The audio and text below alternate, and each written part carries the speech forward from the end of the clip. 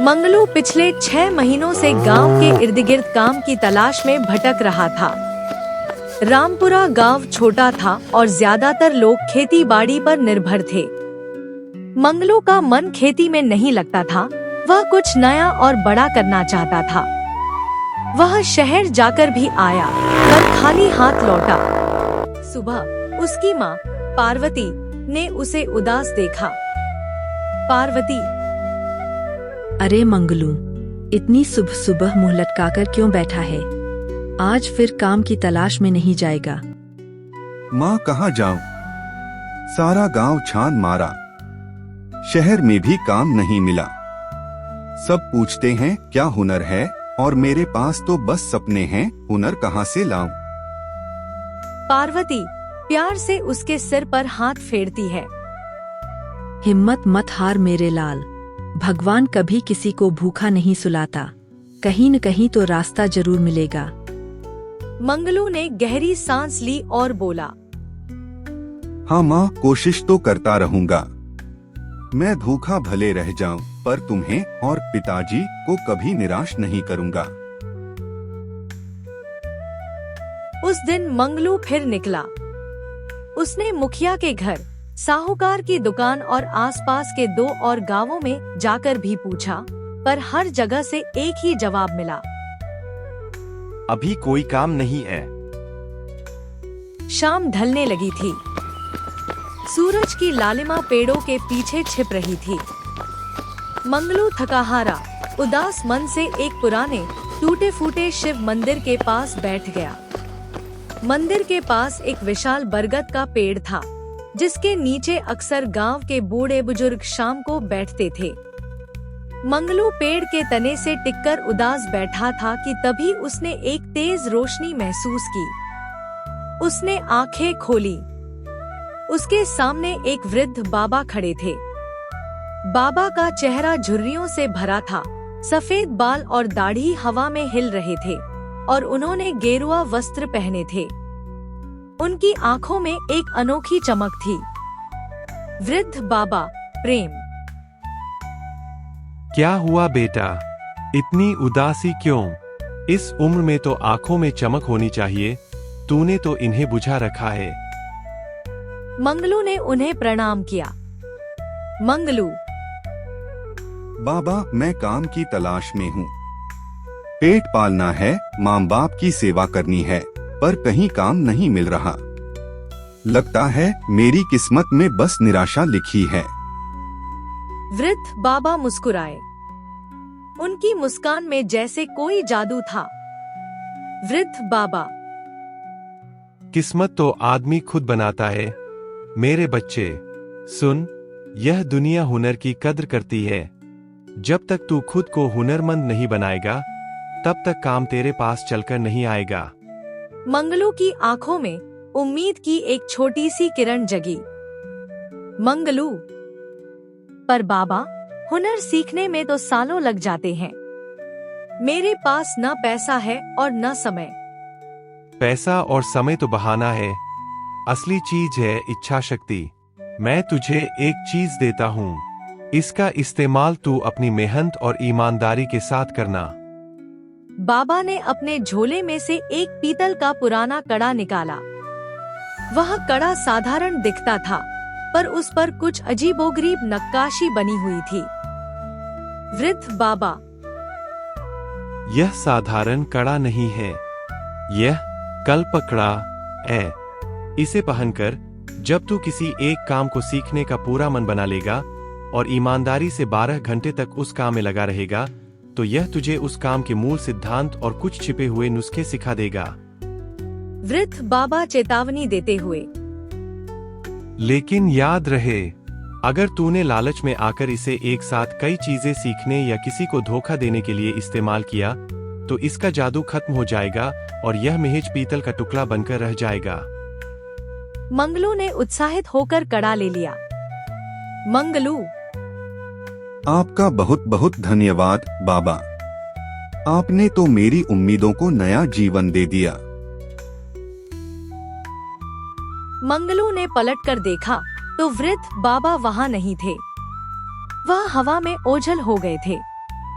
मंगलू जानता था कि वह कोई साधारण इंसान नहीं थे। उसने कड़े को अपने हाथ में कसकर पकड़ लिया। रात को घर आकर मंगलू ने कड़े को देखा। उसे अपनी माँ की दी हुई हिम्मत मत हार वाली बात और बाबा की हुनर वाली बात याद आई। उसने सोचा कि गांव में लोग सबसे ज्यादा क्या खाते हैं। जवाब था कुछ खास नहीं। उसे गांव के पास की मुख्य सड़क पर एक छोटी सी टूटी फूटी झोपड़ी याद आई, जो पहले एक चाय की दुकान थी पर अब बंद पड़ी थी। मंगलू मन ही मन, मैं कुछ जल्दी बनने वाला सस्ता और स्वादिष्ट बनाकर बेचूंगा। क्यों न मैं मैगी बनाना शुरू करूं? यह गांव के लोगों के लिए नई चीज होगी और शहर के लोग भी रुककर खाएंगे। अगले दिन मंगलू ने उस झोपड़ी के मालिक से बात की, कुछ पैसे उधार लिए और दुकान को साफ करना शुरू किया। उसने छोटे से चूल्हे, कुछ बर्तन और मैगी के पैकेट खरीदे।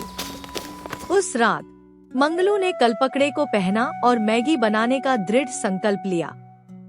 उसने मन में सोचा, मुझे सबसे स्वादिष्ट मैगी बनानी है। अगले दिन सुबह 6 बजे से रात 6 बजे तक पूरे 12 घंटे मंगलू लगातार मैगी बनाने के अलग अलग तरीकों पर काम करता रहा। उसने पानी की मात्रा, मसालों के अनुपात और पकाने के समय पर प्रयोग किए। जैसे ही 12 घंटे पूरे हुए, उसे एक अजीब सी ठंडक महसूस हुई। उसके दिमाग में मैगी बनाने के सारे बेहतरीन नुस्खे अचानक स्पष्ट हो गए। उसे पता चल गया कि कौन सी सब्जी कब डालनी है, कौन सा मसाला हल्का भूनना है और कैसे मैगी को ज्यादा क्रीमी बनाना है। यह कड़े का कमाल था। मंगलू अब सिर्फ मैगी नहीं बना रहा था, वह मैगी का जादूगर बन गया था। अगले ही दिन मंगलू ने अपनी दुकान खोली और बोर्ड लगाया, मंगलू की जादुई मैगी। एक बार खाओगे, बार बार आओगे। शुरुआत में लोग हिचके, पर 1-2 लोगों ने हिम्मत करके खाई। पहला ग्राहक खाते ही, अरे वाह मंगलू, यह मैगी है या अमृत?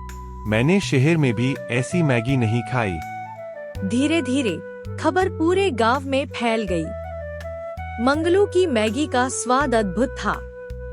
उसने अपनी जादुई समझ का इस्तेमाल करके मैगी में गांव के लोकल मसाले और हरी सब्जियां डालनी शुरू कर दी, जिससे उसका स्वाद और भी अनोखा हो गया। सफलता उसकी दुकान पर अब शहर से आने वाले राहगीर, ट्रक ड्राइवर और आसपास के गांव के लोग भी लाइन लगाने लगे। उसका काम इतना बढ़ गया कि उसे गांव के 4 बेरोजगार युवाओं को काम पर रखना पड़ा। उसने अपने सभी कर्ज चुका दिए। उसने अपनी माँ के लिए एक नई साड़ी और पिताजी के लिए एक अच्छी लाठी खरीदी। 1 साल बाद मंगलू की दुकान अब एक छोटी सी झोपड़ी नहीं, बल्कि मंगलू मैगी पॉइंट नाम का एक बड़ा रेस्टोरेंट बन गई थी। उसके गांव में उसका नाम मंगलू मैगी वाला पड़ गया था। एक रात दुकान बंद करने के बाद मंगलू ने कलपकड़े को अपने हाथ से उतारा। वह आज भी चमक रहा था। मंगलू कड़े को देखकर मुस्कुराते हुए, धन्यवाद बाबा, आपने मुझे हुनर नहीं दिया, आपने मुझे हुनर सीखने की हिम्मत दी। उसने कड़े को एक सुंदर लाल मखमली डिब्बे में रखा। उसने अब कभी लालच में आकर किसी और काम को सीखने के लिए उसका इस्तेमाल नहीं किया। वह जानता था कि असली जादू कड़े में नहीं, बल्कि उसकी मेहनत, लगन और ईमानदारी में था, जिसे कड़े ने बस सही रास्ता दिखाया था। वह अब गांव के लिए एक प्रेरणा बन गया था। उसने यह साबित कर दिया था कि अगर आप एक काम को ईमानदारी और पूरे दिल से करते हैं, तो किस्मत भी आपका साथ देती है। मंगलू ने अपने रेस्टोरेंट के बाहर एक छोटा सा स्टूल रखा जहां उसने एक मिट्टी का मटका रखा और उस पर लिखा, काम की तलाश वाले के लिए एक गिलास पानी और एक सलाह मुफ्त। हिम्मत मत हारो, बस एक हुनर चुन लो। वह जानता था कि उसकी कहानी उसके गांव के किसी और निराश युवक के लिए उम्मीद की किरण बन सकती है। कहानी को पूरा देखने के लिए आपका धन्यवाद। Like and subscribe please. अगर आप अपना नाम कहानी में चाहते हो तो अपना नाम कमेंट में लिख दो।